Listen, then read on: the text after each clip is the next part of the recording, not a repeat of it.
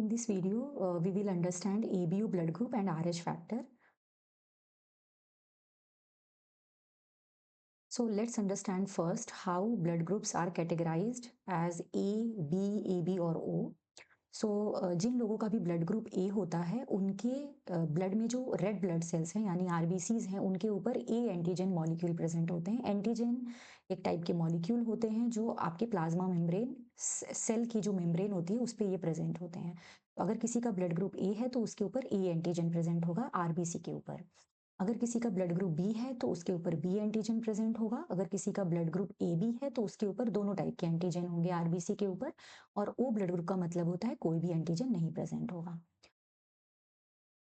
इसके बाद आ जाते हैं कि प्लाज्मा में क्या प्रेजेंट होता है इन ब्लड ग्रुप्स के जो लोग हैं उनमें। तो अगर किसी पर्सन का ब्लड ग्रुप ए है और उसके पास ए एंटीजन है, प्लाज्मा में प्रेजेंट होते हैं एंटीबॉडीज। एंटीबॉडीज हम सभी को पता है ये एंटीजन के खिलाफ बनते हैं और ये एंटीजन के साथ बाइंड करके उस एंटीजन या एंटीजन जिस भी सेल्स पे प्रेजेंट है उस सेल को किल करने की कोशिश करते हैं। इसको समझ लेते हैं कि किन लोगों में कौन सा वाला एंटीबॉडी होगा। अगर किसी का ब्लड ग्रुप ए है, उसके आरबीसी के ऊपर ए एंटीजन है, तो इसके प्लाज्मा प्लाज्मा जो होता है वो ब्लड का लिक्विड पार्ट होता है, उसमें वही एंटीबॉडी बनेगी जो इस पर्सन के लिए फॉरेन एंटीजन होगा। तो इस पर्सन के लिए फॉरेन एंटीजन है बी एंटीजन, इसीलिए इसकी बॉडी में एंटी बी एंटीबॉडी बनी हुई है। दैट कभी गलती से बी एंटीजन अगर इसकी बॉडी में आ गया तो ये जो एंटी बी है ये बी के खिलाफ बनी हुई है, तो ये इसको डिस्ट्रॉय करने की कोशिश करेगा। तो ये कंडीशन हमें अभी हम आगे जब ब्लड ट्रांसफ्यूजन समझेंगे तब हम इस चीज़ को समझेंगे। लेकिन अभी मैं इसको इसलिए बता रही हूँ so that we can understand कि किस पर्सन में कौन सी एंटीबॉडी प्रेजेंट होती है। तो सिमिलरली जो B type B blood group के लोग हैं उनमें बी एंटीजन है, लेकिन इनके लिए कौन सा एंटीजन फॉरेन होगा या अनफेमिलियर होगा इनकी बॉडी के लिए, ए एंटीजन। इसीलिए इनकी प्लाज्मा में एंटी ए एंटीबॉडी होती है, यानी ए के खिलाफ बनी हुई एंटीबॉडी होती है। ए बी के पास चूंकि दोनों एंटीजन है तो इनके लिए दोनों एंटीजन फेमिलियर है, इसलिए इनकी बॉडी में कोई भी एंटीबॉडी नहीं होती है। टाइप ओ के पास कोई भी एंटीजन नहीं होता है और इसीलिए इनके लिए दोनों एंटीजन न्यू है, फॉरेन है, अनफेमिलियर है, इसलिए इनके पास दोनों एंटीबॉडीज होंगी। Now let's understand how blood transfusion takes place, कि जब भी किसी को ब्लड की जरूरत पड़ती है तो क्यों हमेशा कॉम्पैटिबल ब्लड ग्रुप ही देना चाहिए। इनकॉम्पैटिबल ब्लड ग्रुप अगर चढ़ गया ब्लड ग्रुप का ब्लड तो उससे क्या प्रॉब्लम आ सकती है। यहाँ पर एक चार्ट दिया हुआ है और इस चार्ट को समझने से पहले हमें एक ये जो रूल है वो याद रखना है कि जिसे भी ब्लड की ज़रूरत है वो कहलाता है रिसिपिएंट और जो दे रहा है वो डोनर कहलाता है। हमें हमेशा जो रिसीव कर रहा है ब्लड को उसकी एंटीबॉडी को ध्यान में रखना है और जो ब्लड दे रहा है उसकी एंटीजन को ध्यान में रखना है, क्योंकि ये वो एंटीजन है जो ब्लड जो किसी की बॉडी के अंदर जा रहा है यानी रिसिपिएंट की बॉडी के अंदर जा रहा है। और रिसिपिएंट के अंदर जो एंटीबॉडी होते हैं they are like guard, they are guarding the body, so they will not allow the incompatible antigen. They will not allow means they will react with the antigen. अगर उनके पास वो उनके जिसके खिलाफ ये बने हुए हैं अगर वो एंटीजन बॉडी में आ गया तो इस टाइप की रिएक्शन होती है जिसको हम एग्लूटिनेशन कहते हैं, जहां पर वो एंटीबॉडी, ये वाई शेप के मॉलिक्यूल होते हैं, ये अपने एंटीजन के कॉम्प्लीमेंट्री शेप के होते हैं और इससे ये बाइंड करके इस तरीके से आरबीसी की क्लंपिंग करा देते हैं, जिसको एग्लूटिनेशन रिएक्शन बोलते हैं। ये एग्लूटिनेशन रिएक्शन बॉडी के लिए हार्मफुल होती है और इससे पर्सन की डेथ हो सकती है, बिकॉज ये जो रिएक्शन है ये पूरे इम्यून रिस्पॉन्स को एक्टिवेट कर देता है और अल्टीमेटली जो आरबीसीज हैं उनकी हीमोलाइसिस हो जाती है, आरबीसी टूट जाते हैं, हीमोग्लोबिन बाहर आ जाता है एंड ओवरऑल ये फेटल हो जाता है बॉडी के लिए। सो नाउ लेट्स अंडरस्टैंड कि कौन किससे ब्लड ले सकता है। तो अगर ब्लड ग्रुप ए का कोई पर्सन है उसे ब्लड चाहिए तो ये तो हमने पहले ही देख लिया कि इसमें कौन सा एंटीजन होगा, कौन सी एंटीबॉडी होगी। अब ये ए है तो ये ए से तो ले ही सकता है ब्लड ग्रुप, ए से ब्लड ले सकता है, ओ से ले सकता है। वाई ए से, ये ए का खुद का है तो ले ही सकता है। और ओ ओ से भी ये ले सकता है क्योंकि हमने देखा था ओ का हमें एंटीजन देखना और इसके पास तो कोई भी एंटीजन नहीं है तो कोई प्रॉब्लम नहीं होगी।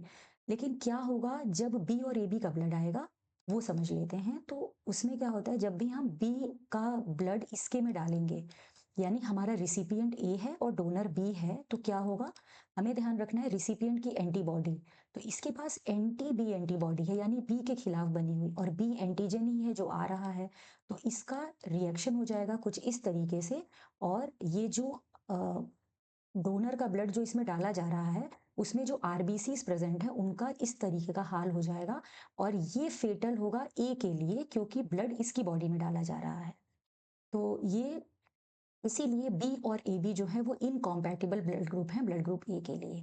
सिमिलरली यही एक्सप्लेनेशन हम एबी के लिए भी देंगे कि क्यों एबी का ब्लड हम इसे नहीं चढ़ा सकते क्योंकि अगेन यहाँ पर बी एंटीजन प्रेज़ेंट है। So if we remember this rule कि हमें रिसिपिएंट की एंटीबॉडी और डोनर का एंटीजन ध्यान में रखना है, ये दोनों एक-दूसरे के खिलाफ नहीं होने चाहिए। यही इनकॉम्पैटिबल ब्लड ट्रांसफ्यूजन कहलाता है। सिमिलरली बी ब्लड ग्रुप अगर होगा किसी का तो वो बी से ले सकता है, ओ से ले सकता है। लेकिन अगेन जैसा कि हमें पता है कि इसके पास एंटी ए एंटीबॉडी है, रिसिपिएंट की एंटीबॉडी देखनी है ए के खिलाफ। तो ए एंटीजन इसके पास आना ही नहीं चाहिए और ए एंटीजन किसके पास है? ए और ए बी ब्लड ग्रुप वालों के पास है। तो इसलिए इससे ब्लड नहीं लिया जा सकता। तो similarly we can explain further कि जो ए बी वाले हैं वो सबसे ले सकते हैं क्योंकि इनके पास कोई गार्ड ही नहीं है, कोई एंटीबॉडी ही नहीं है। और ओ वाले सिर्फ ओ से ले सकते हैं क्योंकि इनके पास दोनों गार्ड हैं और कोई भी एंटीजन अगर हम इनके अंदर डाल देंगे ए बी तो रिएक्शन हो जाएगी और वो फेटल हो जाएगा। तो ये इनकॉम्पैटिबल इसीलिए सिर्फ ओ ही कॉम्पैटिबल है इसके साथ। जब भी हम ब्लड ग्रुप बताते हैं तो उसके साथ प्लस या माइनस साइन जरूर बताते हैं कि I have A positive blood और A negative, B positive, B negative. So this plus and minus sign का मतलब होता है प्रेजेंट एक और एंटीजन जो आरबीसीज के ऊपर होता है जिसको हम बोलते हैं आरएच एंटीजन। तो अ, ये एंटीजन जिन लोगों के आरबीसी के ऊपर होता है वो आरएच पॉजिटिव कहलाते हैं और जिनके आरबीसी के ऊपर नहीं होता है वो आरएच नेगेटिव कहलाते हैं। सो मेजॉरिटी जो पॉपुलेशन है मोर देन 80% पॉपुलेशन जो है वो आरएच पॉजिटिव होती है लेकिन कुछ परसेंटेज में लोग आरएच नेगेटिव के भी एग्जिस्ट करते हैं पॉपुलेशन में। तो इसे भी हम सेम उसी मैकेनिज्म से समझ सकते हैं कि कौन किसको ब्लड दे सकता है। बट यहाँ पर हमें एक चीज़ याद रखनी है कि जो आरएच नेगेटिव वाले लोग हैं उनकी बॉडी में कोई भी antibody, so this RH antibody naturally नहीं प्रेजेंट होती है। ये बनती है जब गलती से पहली बार ब्लड चढ़ जाता है। तो लेट्स अंडरस्टैंड दैट। तो अभी हमने देखा कि आरएच पॉजिटिव के पास एंटीजन है, आरएच नेगेटिव के पास नहीं है। यहाँ हमने किसी एंटीबॉडी की बात नहीं की क्योंकि एंटी आरएच जो एंटीबॉडीज होती हैं ये नेचुरली नहीं प्रेजेंट होती हैं। ये कब बनती हैं? तो ये तब बनती हैं, तो पहले हम देख लेते हैं कौन किससे ब्लड ले सकता है। तो आरएच पॉजिटिव वाला आरएच नेगेटिव से तो ले ही सकता है क्योंकि यहाँ पर अगर ये डोनर है तो इसके पास तो कोई एंटीजन ही नहीं है तो इसको कोई प्रॉब्लम नहीं होगी। लेकिन अगर आरएच पॉजिटिव वाला आरएच नेगेटिव को ब्लड देता है उस केस में एक फॉरेन एंटीजन इसकी बॉडी में आ रहा है जिसको ये रिकॉग्नाइज नहीं करता। इसकी बॉडी आरएच एंटीबॉडी बना लेगी, इसका जो इम्यून सिस्टम है वो आरएच एंटीबॉडी बना देगा। ऐसा होता है फर्स्ट एक्सपोजर में। तो अगर पहली बार गलती से चढ़ गया तो कोई प्रॉब्लम नहीं होती है। लेकिन अगर दूसरी बार भी आरएच नेगेटिव पर्सन को आरएच पॉजिटिव का ब्लड चढ़ा दिया गया, उस केस में ये जो एंटीबॉडीज बनी हुई हैं वो इस आरएच एंटीजन के साथ बाइंड होके और इस डोनर की आरबीसी की क्लम्पिंग या एग्लूटिनेशन और हीमोलाइसिस करा देगी। इसको हम आरएच एंटीजन कहते हैं। इसका इसका एक और नाम है डी एंटीजन और ये पहली बार रीसस मंकी में आइडेंटिफाई किया गया था, इसीलिए इसका नाम आरएच है। सो यहाँ से हम अपने इस ब्लड ट्रांसफ्यूजन चार्ट को अपडेट कर लेते हैं तो जिसमें हमें पता चला कि जो पॉजिटिव वाले हैं वो दोनों से ब्लड ले सकते हैं, आरएच पॉजिटिव से भी नेगेटिव से भी। तो अब हमारा कंप्लीट जो चार्ट बनता है वो कुछ इस तरीके से बनता है कि ए प्लस वाले A plus A minus O plus O minus से ले सकते हैं, लेकिन अगर ए नेगेटिव है तो वो सिर्फ अपने नेगेटिव वाले से ले सकता है। Similarly for B positive and B negative, A B positive तो सभी से ले सकता है चाहे वो नेगेटिव हो चाहे पॉजिटिव हो, और इसीलिए हम ए बी पॉजिटिव को यूनिवर्सल रेसिपिएंट ब्लड ग्रुप बोलते हैं। लेकिन ए बी नेगेटिव केवल नेगेटिव वाले से लेगा। ओ पॉजिटिव ओ नेगेटिव दोनों से ले सकता है, जबकि ओ नेगेटिव केवल ओ नेगेटिव से ले सकता है। लेकिन ओ नेगेटिव सबको दे रहा है, यू कैन सी कि O negative is present in all, इसीलिए हम ओ नेगेटिव को यूनिवर्सल डोनर बोलते हैं।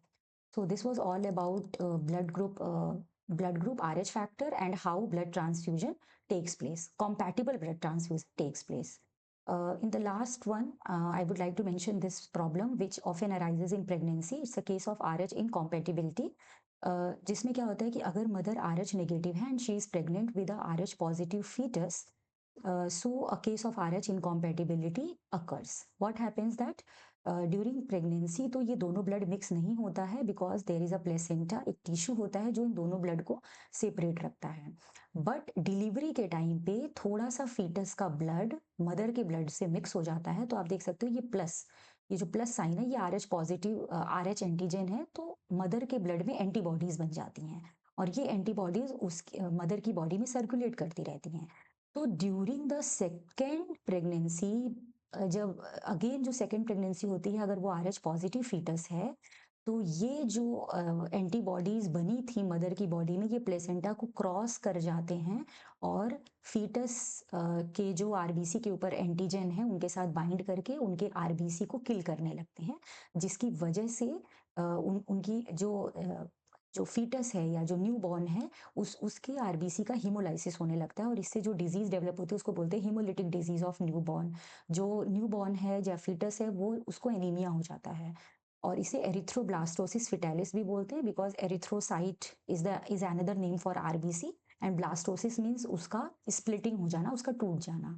तो but this condition is highly preventable, अगर इसीलिए ब्लड ग्रुप की जांच की जाती है mother as well as for foetus, and if such case arises Rh immunoglobulin नाम का एक एंटीबॉडी दिया जाता है मदर को, जो इस तरीके के इम्यून रिस्पॉन्स को रोक देता है बनने से। तो ये कंडीशन हाईली प्रिवेंटेबल है until and unless जांच की जाए RH compatibility की between the mother and fetus. So that was all about ABO blood group and RH factor from my side. Thank you.